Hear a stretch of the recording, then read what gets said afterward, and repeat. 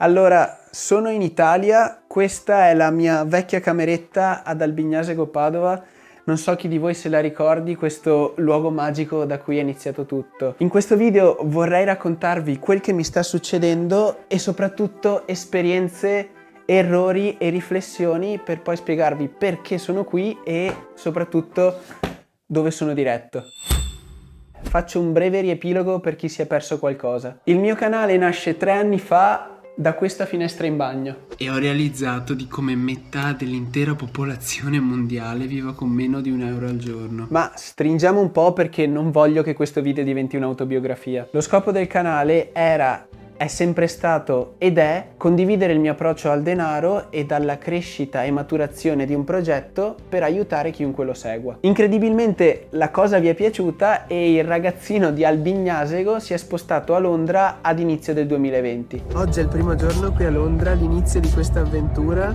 Ora stiamo andando a mettere giù le cose nel nostro Airbnb, poi oggi pomeriggio ho un appuntamento col commercialista e poi andiamo a vedere insieme un po' di appartamenti e vi spiego meglio perché sono qui. Passando da un paese con 26.000 fierissimi abitanti ad una capitale finanziaria mondiale con quasi 9 milioni, per tra le varie cose esplorare e vedere nuove opportunità. E nonostante la sgradevole situazione giusto 2 mesi dopo il nostro trasferimento, ne abbiamo combinate di cotte e di crude a Londra. Tra i video, appartamenti, grattacieli, società, routine strane, lavori improvvisati, nuove community e nell'ultimo periodo anche tanta corsa. Ora però non sono più a Londra e come avete visto mi sono preso anche 7 giorni completi di non pubblicazione, cosa che probabilmente non era mai successa. In questi 7 giorni ho riflettuto, fatto pacchi, caricato camion e come da storia Instagram mi sono anche trasferito. Quindi che cavolo sta succedendo? Almeno per il momento questo non è un ritorno in Italia, la valigia è già pronta. Passo di qui per salutare la mia famiglia. Allora, cosa c'è direte voi? Ci arrivo con una domanda e delle riflessioni che mi sono fatto nell'ultimo periodo e che secondo me ognuno di noi dovrebbe fare. La prima domanda a monte che mi faccio ogni mattina è: cosa farei se vivessi ancora più consapevolmente, liberamente e coraggiosamente? La mia risposta a questa domanda, che è ormai sempre più ricorrente, è: esplorerei opportunità in giro per il mondo. Quindi mi sono chiesto ulteriormente, dopo una prima convinzione, ha senso per me comprare casa a Londra ora? Perché fino ad un mese fa stavo cercando. Sulla bilancia c'erano diversi fattori pro e contro, indipendenti dal mio semplice utilizzo, perché poi se fossi partito l'avrei potuta mettere in affitto. Ma come penso sappiate, comprare per mie esigenze è diverso da comprare come investimento per mettere in affitto. E a mischiare le due cose, se non si è del mestiere, si fa un grande casino. Oltretutto, la considerazione che diversi amici mi hanno posto è: vuoi realmente bloccare una parte del tuo capitale, piccola o grande che sia, e gestire una casa ora? Poi per carità, la gestione può essere delegata, però sta di fatto che una parte della mia mente verrebbe occupata. E tornando alla risposta che mi do ogni mattina, voglio esplorare opportunità in giro per il mondo.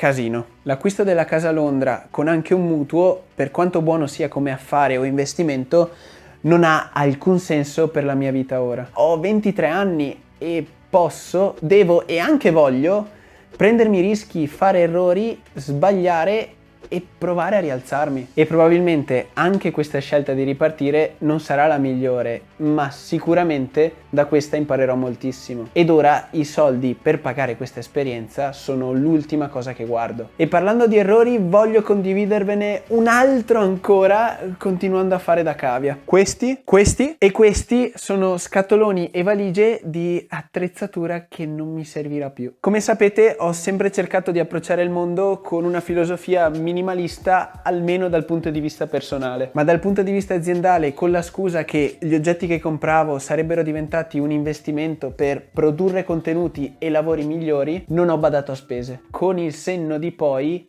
vedendo tutti questi pacchi, avrei proceduto con molta più discrezione. Nemmeno tanto per una questione di soldi, perché alla fine tutti i pacchi e gli oggetti che avete visto costano bene o male 10-15 mila euro, che fortunatamente con la crescita di quello che faccio in relazione non sono nemmeno così tanti. Il peso di questi oggetti riguarda più che altro il tempo e lo spazio mentale che occupano. Ora che stiamo vendendo tutte quelle cose e sfoltendo il nostro arsenale, perché non ci servono più, mi sento decisamente meglio mentalmente e molto più libero. Magari prima di partire con quello che mi avanza organizziamo anche un mercatino qui in zona Padova. Voi, per rimanere aggiornati, andate a seguirmi su Instagram e vediamo se organizzarlo. Quindi dove vado? Questo ve lo lascio indovinare, però zaino, trolley e briefcase sono pronti e magari faremo anche un video su come ho condensato tutta la mia attrezzatura per partire per un viaggio perpetuo. Vi do però qualche indizio: lo scopo della mia partenza è andare ad esplorare opportunità in giro per il mondo e, come in un grande centro commerciale, andare a vedere quali sono le convenienze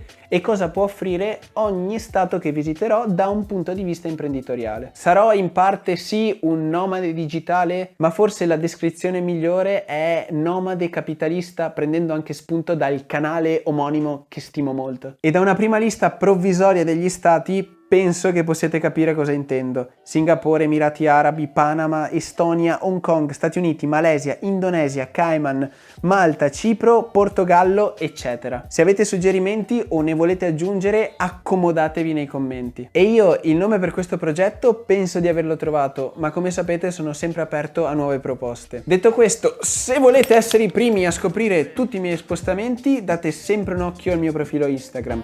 Iscrivetevi e noi ci vediamo alla prossima avventura. Ciao a tutti ragazzi!